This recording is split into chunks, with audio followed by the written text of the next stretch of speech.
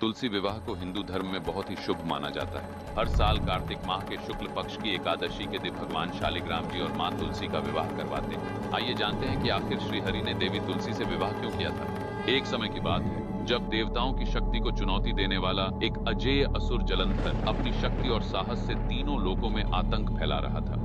जलंधर इतना शक्तिशाली था कि कोई भी देवता उसे पराजित नहीं कर पा रहा था।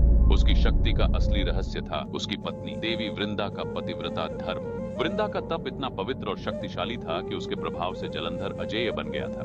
सभी देवता भगवान विष्णु के पास मदद के लिए पहुंचे। विष्णु ने देवताओं की बात सुनी और कहा, जलंधर का अंत तभी संभव है जब वृंदा का पतिव्रता धर्म खंडित हो जाए। इसके बाद देवताओं की सहायता के लिए श्री हरि जलंधर का रूप धारण कर वृंदा के महल में पहुंचे।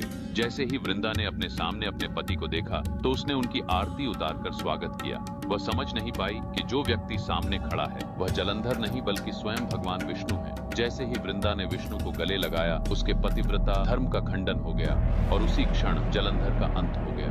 परंतु जब वृंदा को सच्चाई का पता चला तो उसने भगवान विष्णु को श्राप दिया कि तुमने छल से मेरे पतिव्रत धर्म का खंडन किया और मेरे पति का अंत किया है। मैं तुम्हें श्राप देती हूँ कि तुम पत्थर के रूप में बदल जाओ। वृंदा का पतिव्रता धर्म इतना पवित्र और शक्तिशाली था कि उसने नारायण को उसी क्षण एक काले पत्थर में बदल दिया। जब माता लक्ष्मी को इस श्राप का पता चला तो उन्होंने वृंदा से प्रार्थना की कि हे देवी, श्री हरि को क्षमा कर दें। जगत के कल्याण के लिए श्री हरि भगवान विष्णु को यह कदम उठाना पड़ा। तुम्हारे पति जलंधर ने देवों के देव महादेव की पत्नी माता पार्वती का हरण कर लिया था और तुम्हारे पतिव्रता धर्म के तप से वह अजय था, इसलिए श्री हरि विष्णु को यह रूप धारण करना पड़ा।